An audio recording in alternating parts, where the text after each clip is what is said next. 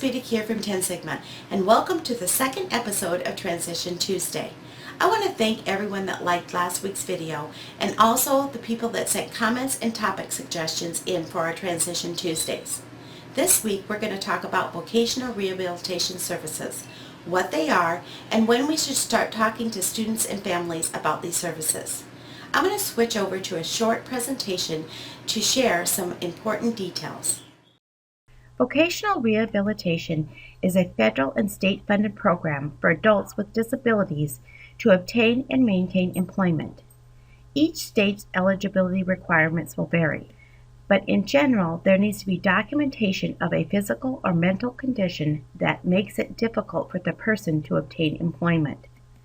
There also needs to be the presumption that the person will benefit from VR services. Just because a person is eligible doesn't mean they will get services right away. Usually they're put on a waiting list, which leads me to my next point. When is the best time to start talking about vocational rehabilitation services? Like I had mentioned before, just because a student is eligible to receive vocational rehabilitation services doesn't mean they're going to start right away, and they may be put on a waiting list. So a good time to start talking about it would be age 14 or when the student has their first transition IEP meeting. At the absolute latest, you want to start talking with your families 2 years before the student graduates with a high school diploma or leaves a school-funded transition program. The reason for this, again, is that a lot of times, even if they're eligible, they're put on a waiting list.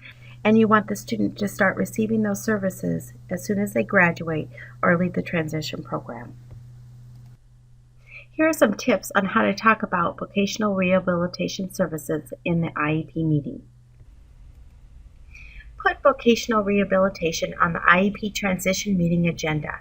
If you've never used a meeting agenda, I suggest you use one.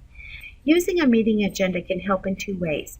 It can structure your IEP meeting so you don't get off track, and it can also introduce new topics for discussion. Second, invite the school counselor to the IEP meeting to discuss vocational rehabilitation services and how to apply. In some states, there are vocational rehabilitation counselors assigned to every school. Third, you can share your state's VR services website with the student and the parents to help them gain information about VR services. And four, make sure the parents and the students know what they need to do to apply for vocational rehabilitation services before they leave the meeting.